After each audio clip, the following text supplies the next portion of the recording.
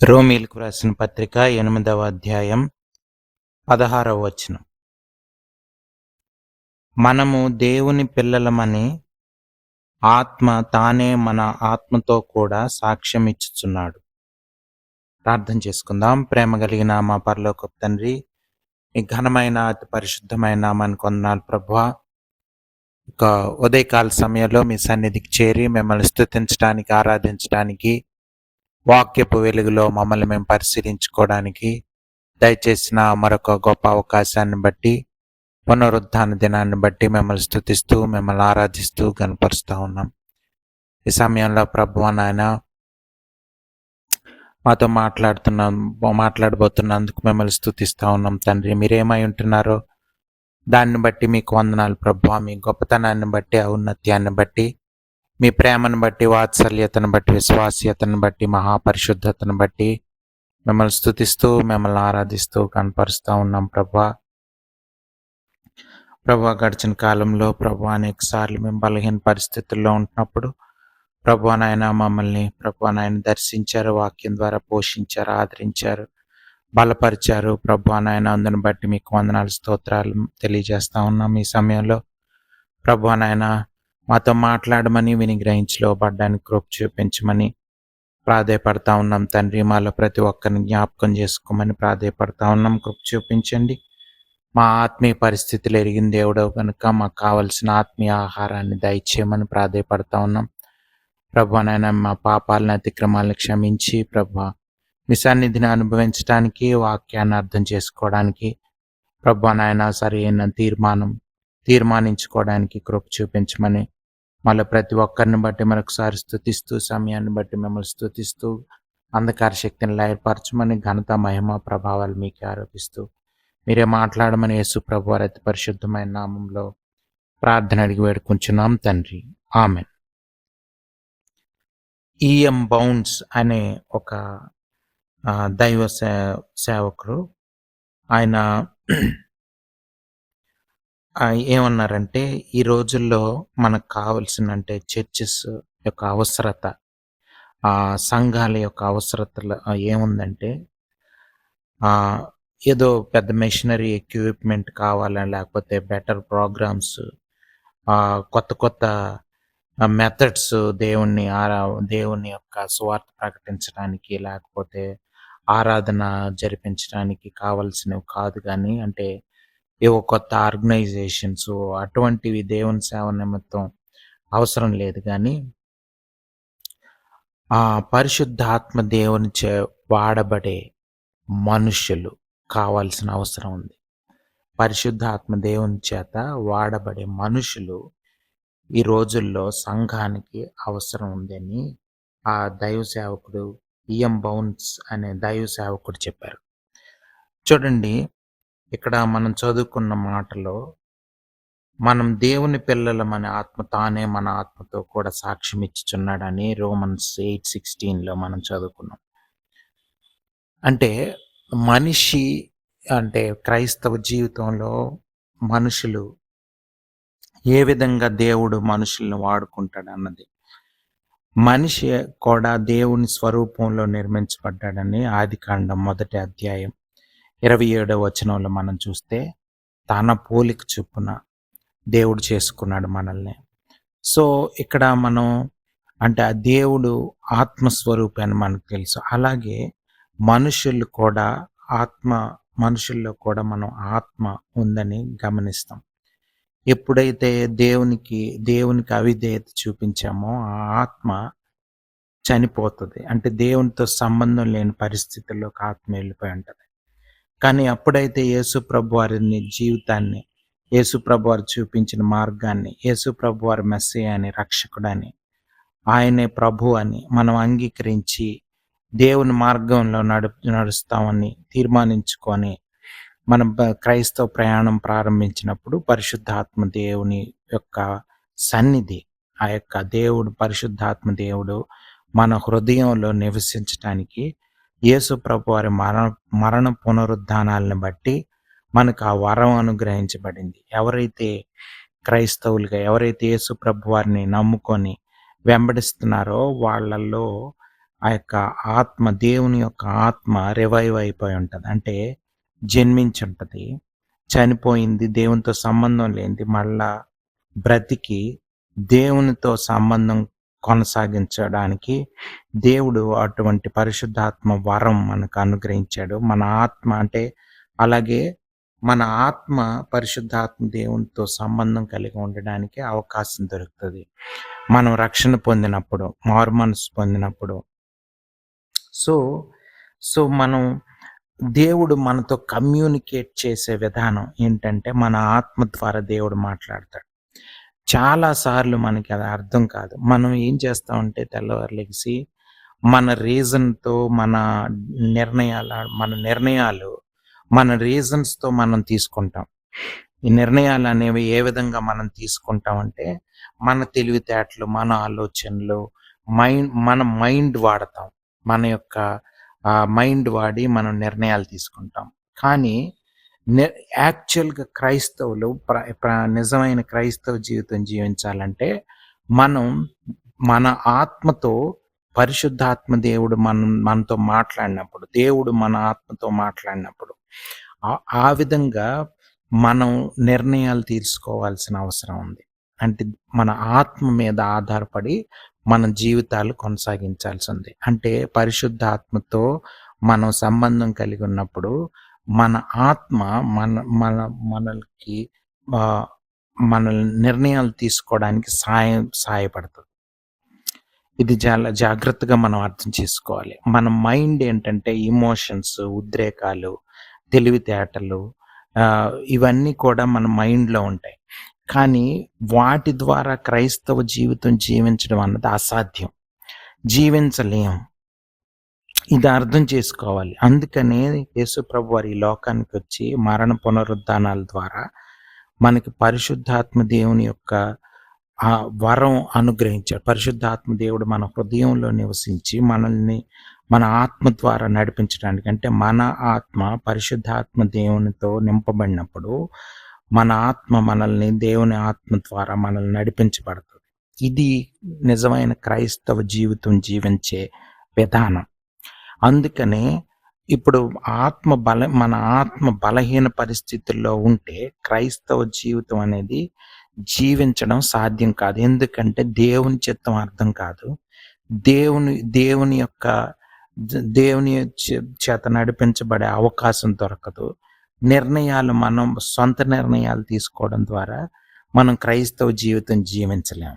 మనం చర్చికి వెళ్ళొచ్చు, లేకపోతే బైబిల్ రోజు చదువుకుంటూ ఉండొచ్చు, ప్రార్థన చేసుకుంటూ ఉండొచ్చు, పాటలు పాడుతూ ఉండొచ్చు. కానీ దేవుని ఆత్మతో, పరిశుద్ధాత్మ దేవుని ఆత్మతో నడిపించబడకపోయే అవకాశం ఉంది.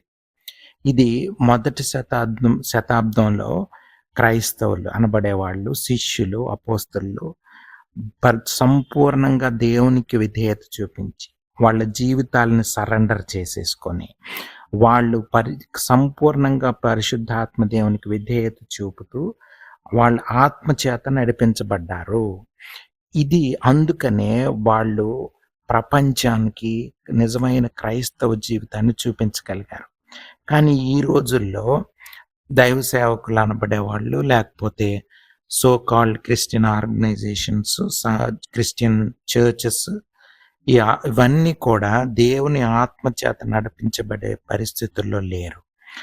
అందుకనే చాలా బలహీనతలతో కలిగి ఉన్న సేవకులు మనకు కనిపిస్తారు. ధనానికి, అధికారానికి, లోకానికి లొంగిపోయి దేవుని సేవ చేస్తున్నట్లు ప్రజల్ని మోసపుచ్చేవాళ్ళు, వాళ్ళు మోసపోతూ ప్రజల్ని మోసంలోకి నడిపిస్తున్న వాళ్ళు అనేక మంది మనకు కనిపిస్తారు. సో సంఘానికి, వ్యక్తిగత జీవితానికి, కుటుంబాలకి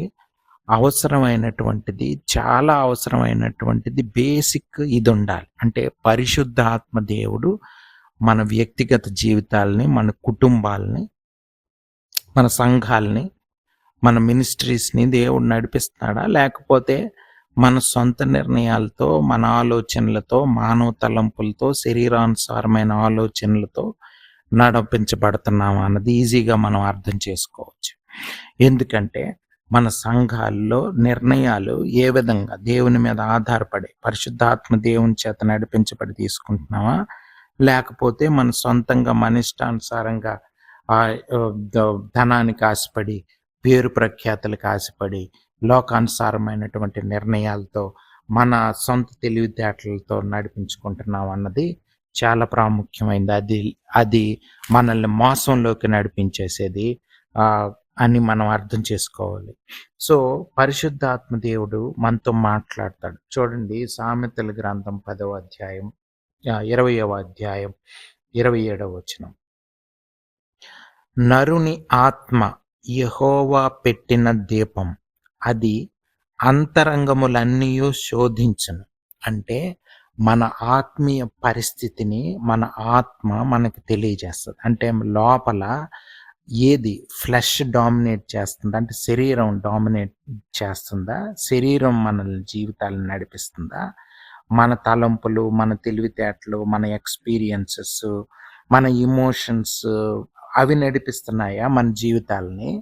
లేకపోతే ఆత్మ చేత, నిజంగా పరిశుద్ధాత్మ దేవుడి చేత మన ఆత్మ ప్రేరేపించబడి, మన ఆత్మ పరిశుద్ధాత్మ దేవుని యొక్క నడిపింపు గైకొని, మన ఆత్మ నిజంగా నిర్ణయాలు తీసుకొని మనల్ని నడిపిస్తుందని మనం అర్థం చేసుకోవాలి. అంటే ఆత్మ పరిశుద్ధాత్మ దేవుడితో సంబంధం కలిగి ఉంటే నిర్ణయం తీసుకునే అవకాశం. చాలాసార్లు ఏమవుతుందంటే మన నిర్ణయాలు ఎలా తీసుకుంటామంటే మన ఎక్స్పీరియన్సెస్ ద్వారా, మన అనుభవాలు, మన ఎడ్యుకేషను, మన తెలివితేటలు, వాటి మీద ఆధారపడి నిర్ణయాలు తీసుకుంటే అది నిజమే క్రైస్తవ జీవితం జీవించడానికి ఏమాత్రం ఉపయోగపడదు. నిజమైన క్రైస్తవ జీవితం జీవించే అవకాశం ఉండదు. దేవునితో సంబంధం ఉండదు. మనం చర్చికి వెళ్తూ, లేకపోతే పాటలు పాడుతూ, మీటింగులకి వెళ్తూ, లేకపోతే రకరకాల కార్యక్రమాల్లో పాల్గొనవచ్చు. కానీ నిజంగా పరిశుద్ధాత్మ దేవునితో నడిపించబడే అవకాశం లేకపోవచ్చు. ఇది అర్థం చేసుకోవాలి. అందుకే ఇక్కడ చూడండి, దేవుడు పెట్టిన దీపం ఆత్మ అనేది, అది అంతరంగాలన్నీ, అంటే మన ఆత్మీయ పరిస్థితిని మనకు తెలియజేసేస్తుంది. మన పరిస్థితి ఎట్లుంది లోపల అన్నది మనకి ఆ అవగాహన దేవుడిచ్చి, ఇది గొప్ప అద్భుతమైనటువంటి ఒక జీవితం. మీరు చూడండి,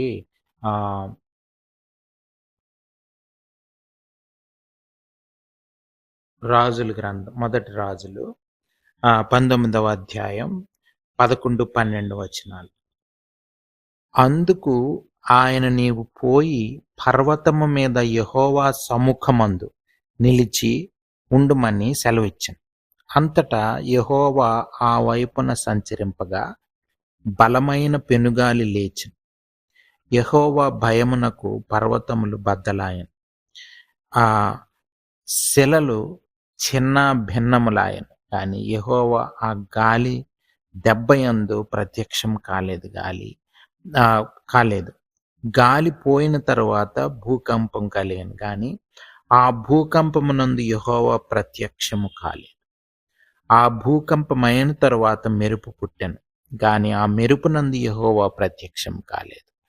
మెరుపు ఆగిపోగా మిక్కిలి నిమ్మళముగా మాటలాడు ఒక స్వరము వినబడెను. చూడండి, దేవుని అంటే దేవుడు మన ఆత్మతో మాట్లాడే విధానం నెమ్మదిగా, అంటే వ్యక్తిగతంగా మనతో దేవుడు మాట్లాడేటప్పుడు దేవుడు చాలా సాఫ్ట్గా, నెమ్మదిగా మాట్లాడతాడు. అంటే మనము దేవుని స్వరం వినాలంటే గందరగోళ పరిస్థితుల నుంచి బయటపడాలి. అంటే మన మైండ్ ఏం చేస్తుందంటే రీజన్స్ ఎలా అయితే అలాగైతే అలాగని ఆలోచనలతో నింపబడిపోయి మనల్ని ఆందోళనకు గురి చేస్తుంది. వాట్ ఇఫ్ అని క్వశ్చన్స్ మీద క్వశ్చన్స్ మనకు వచ్చేసి, మనం రీజన్ మీద, మన మైండ్ మీద ఆధారపడి నిర్ణయాలు తీసుకునేటప్పుడు, అందుకే మనం డిప్రెషన్స్లోకి, ఆందోళనలోకి ఎందుకు వెళ్ళిపోతామంటే మన నిర్ణయాలు మన మైండ్ మీద ఆధారపడి తీసుకుంటున్నాం కాబట్టి మనకి దేవుడిచ్చే శాంతి సమాధానం దొరకదు. చూడండి, కొలసీలకు రాసిన పత్రిక 3వ అధ్యాయం 15వ వచనం. కొలొస్సియన్స్ 3:15. క్రీస్తు అనుగ్రహించు సమాధానము మీ హృదయములలో ఏలుచుండనీయుడి. ఇందుకొరకే మీరు ఒక్క శరీరముగా పిలువబడితిరి మరియు కృతజ్ఞులై ఉండుడి. అంటే అంటే దేవుడు మన మధ్య ఒక ఏకాభిప్రాయం సంఘంలో కలుగజేస్తాడన్న సందర్భంలో చెప్తూ, దేవుని యొక్క సమాధానం మన హృదయాల్లో ఎప్పుడు ఉండాలి. పీస్ ఉండాలి. ఎందుకు మనకు పీస్ ఉండట్లేదంటే, మైండ్ వాడి నిర్ణయాలు తీసేసుకొని, మన అనుభవాల ద్వారా చుట్టుపక్కల పరిసరాలను బట్టి మనం నిర్ణయాలు తీసుకొని, మనం మన జీవితాన్ని క్రైస్తవ జీవితాన్ని జీవించడానికి ప్రయత్నం చేస్తున్నాము. అది అసాధ్యం. సో, మన ఆత్మ నిర్ణయాలు తీసుకోవాలి. మైండ్ ఒబే చేయాలి దాన్ని. అంటే రివర్స్ అవ్వాలి రోల్స్. మనం ఏం చేస్తున్నాం, మైండ్ చేత నిర్ణయాలు తీసుకొని స్పిరిట్ దానికి సబ్మిట్ అయ్యేటట్లు చేయడానికి ప్రయత్నం చేస్తున్నాం. కానీ అది కుదరని పని. మైండ్ అనేది ఒక టెర్రిబుల్ మాస్టర్. సర్వెంట్ లాగా, మేనేజర్ లాగా పనిచేయమంటే మైండ్ పనిచేస్తుంది, కానీ నిర్ణయాలు తీసుకునే ఛాన్స్ మైండ్కి లేదు. అండ్ అటువంటి ఇది కేపబిలిటీ మైండ్కి లేదు. అందుకనే మనం మైండ్ని స్ట్రెస్ చేసి నిర్ణయాలు తీసుకోవడానికి ప్రయత్నించినప్పుడు స్ట్రెస్ వల్ల అనేక మానసిక సమస్యలు, శారీరక సమస్యలు మనం ఎదుర్కొంటున్నాం ఈ రోజుల్లో. మీరు చూడండి, డయాబెటీస్కి గురించి డాక్టర్స్తో మాట్లాడితే రీజన్ ఏంటని మనం అడిగామనుకోండి, రకరకాల రీజన్స్ ఉంటాయని వాళ్ళు చెప్తారు. ముఖ్యంగా స్ట్రెస్ ఫీల్ అవ్వకండి అని చెప్తారు. స్ట్రెస్ ఫీల్ అవ్వకుండా ఎట్లా అవుతుంది? మనం కంప్లీట్గా మైండ్ మీద ఆధారపడినప్పుడు ఆటోమేటిక్గా మైండ్ మీద స్ట్రెస్ పడుతుంది. దానికి నిర్ణయాలు తీసుకునే కేపబిలిటీ లేదు, కానీ దాన్ని వాడి మనం నిర్ణయాలు తీసుకోవడానికి ప్రయత్నం చేస్తున్నాం. ఇంకొకటి, ఆ మైండ్ని చిన్నప్పటి నుంచి ఎడ్యుకేట్ చేయడానికి ప్రయత్నం చేస్తాం. చిన్నప్పటి నుంచే మనం చదువులు అది ఇది అని చెప్పి ఆ మైండ్ నిర్ణయం తీసుకునేటట్లు చేయడానికి చాలా ప్రయత్నాలు చేసి ఎక్సర్సైజ్ చేస్తాం. కానీ స్పిరిచువల్గా మనం ఏమాత్రం ఎక్సర్సైజ్ చేయం చిన్నప్పటి నుంచి. కానీ మనం ఆత్మీయంగా మనం బలపడాలంటే, ఆత్మానుసారమైన జీవితం జీవించాలంటే, పరిశుద్ధాత్మ దేవుని మీద ఆధారపడి మన ఆత్మ చేత మనం నిర్ణయాలు తీసుకొని నడిపించబడాలంటే, ఆ విధంగా మనం నడవాలంటే ఆత్మ కూడా ఆత్మని ఎక్సర్సైజ్ చేసి ఆత్మ బలపడేటట్లు మనం ఎక్సర్సైజ్ చేయాలి. ఎలాగా ఎక్సర్సైజ్ చేయాలంటే, మనం దేవుని వాక్యాన్ని మెడిటేట్ చేయాలి, ధ్యానం చేయాలి. ఊరకనే చదవడం కాదు, ఏదో పుస్తకంలాగా ఈరోజు ఒక చాప్టర్ చదివేసాను అమ్మయ్య అనుకోవడం కాదు. ధ్యానం చేయాలి. అంటే దానిని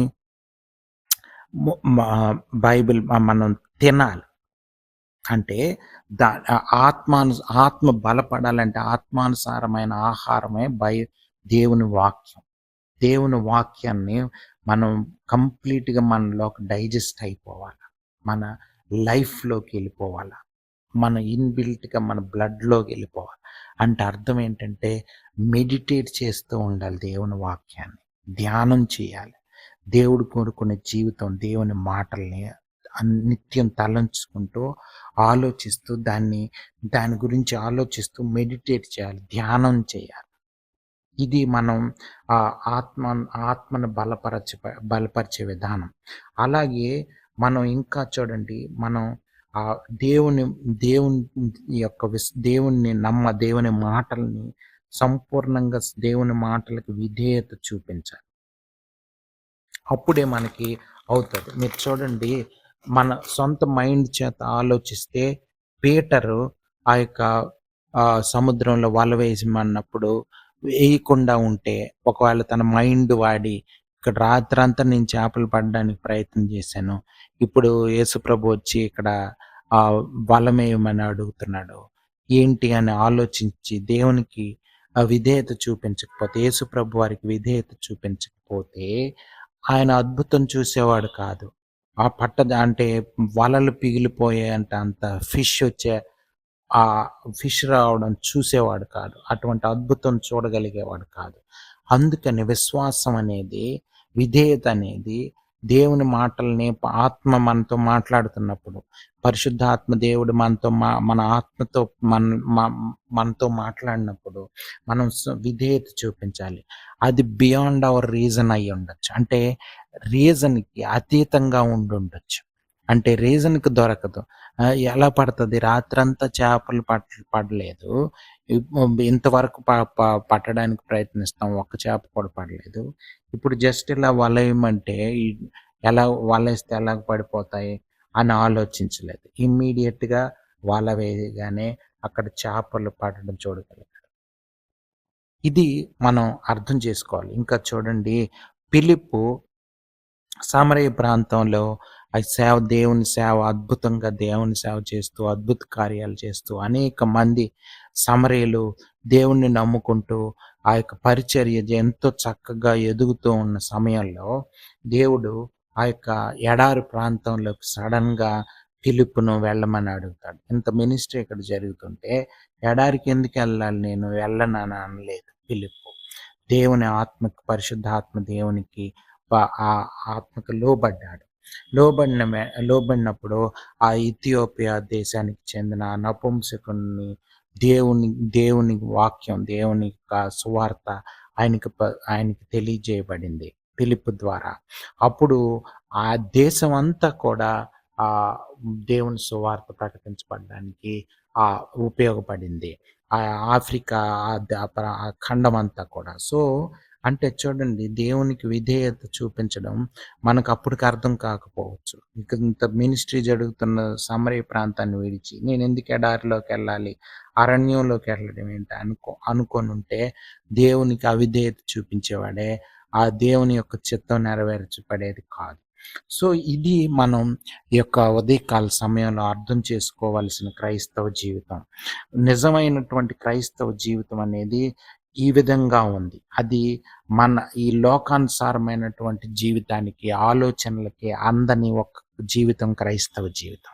అందుకనే మొదటి శతాబ్దంలో అపోస్తలులు అంత అద్భుత కార్యాలు, ఆశ్చర్య కార్యాలు చేసి పరిశుద్ధాత్మ దేవునికి లోబడడం వలన అంత పవర్ఫుల్ మినిస్ట్రీ చేయగలిగారు. వాళ్ళు ధనానికి, శరీరాశలకి, లోకాశలకి లొంగలేదు.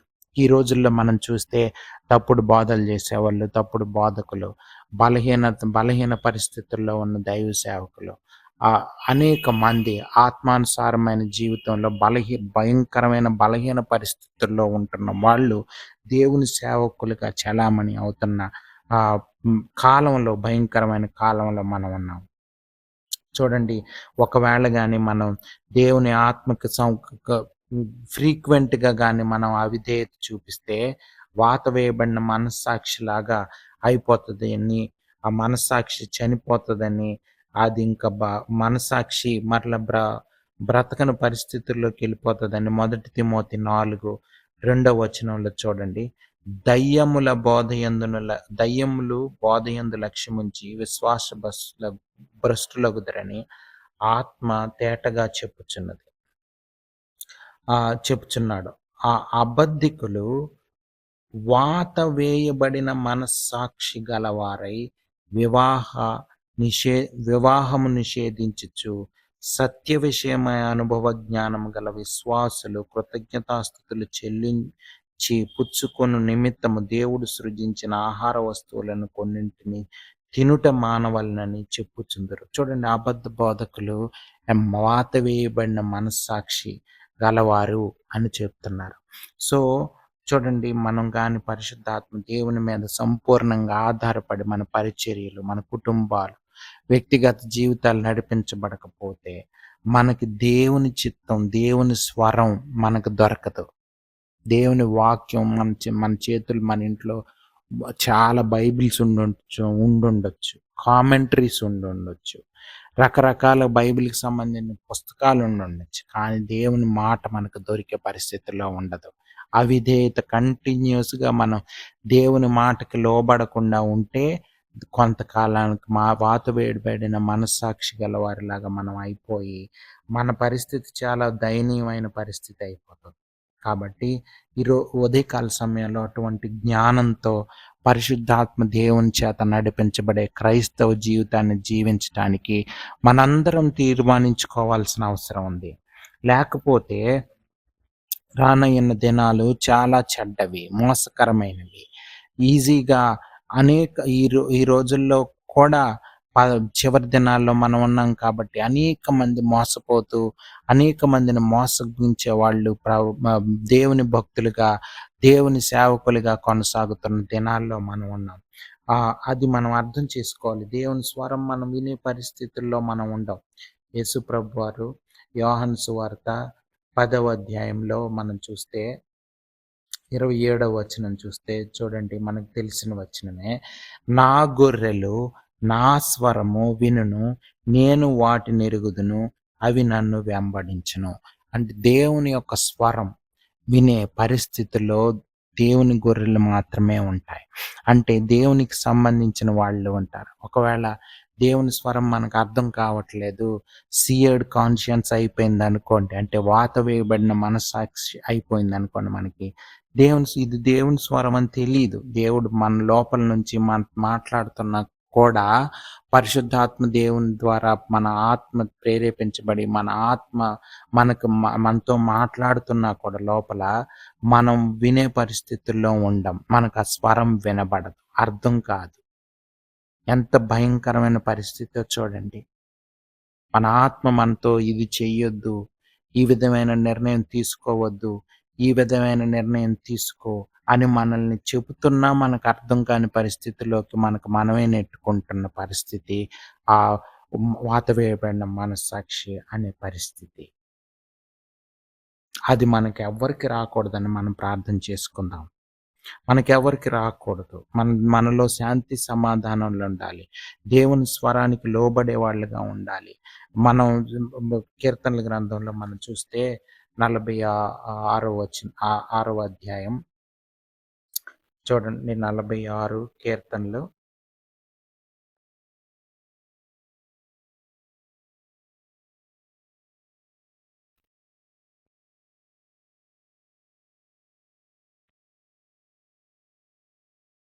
10వ వచనం. ఊరకుండుడి, నేనే దేవుడనని తెలుసుకొనుడి, అన్యజనులలో నేను మహోన్నతుడనగుదును, భూమి మీద నేను మహోన్నతుడనగుదును. ఊరకుండి అంటే స్టిల్గా ఉండి, మనం ఆందోళన చెందకుండా స్టిల్గా ఉండి దేవుని స్వరం వినేవాళ్ళుగా మనందరం ఉండాలని పరిశుద్ధాత్మ దేవుడు అటువంటి జ్ఞానం మనందరికీ దయచేయాలని ఉదయకాల సమయంలో ప్రార్థన చేసుకుందాం. ప్రేమ కలిగిన మా పరలోకపు తండ్రి, మీ ఘనమైన నామానికి వందనాలు. ఉదయకాల సమయంలో ప్రభు ఆత్మానుసారమైన జీవితం, ప్రభు నాయన మాలో ఉన్న ఆత్మ గురించి మాతో మాట్లాడినందుకు, అటువంటి గొప్ప జీవితం ఏ విధంగా జీవించాలని క్రైస్తవ జీవితం జీవించే విధానాన్ని మరొకసారి మాకు గుర్తు చేసినందుకు, మాతో మాట్లాడినందుకు మిమ్మల్ని స్తుతిస్తూ, ఈ వాక్యం మా హృదయంలో భద్రపరచమని, ఆటంకాలని అంధకార శక్తిని లయపరచమని, ఘనత మహిమ ప్రభావాలు మీకే ఆరోపిస్తూ మరొకసారి మిమ్మల్ని స్తుతిస్తూ యేసు ప్రభు వారి అయితే పరిశుద్ధమైన నామంలో ప్రార్థన అడిగి వేడుకొంచున్నాం తండ్రి. ఆమేన్.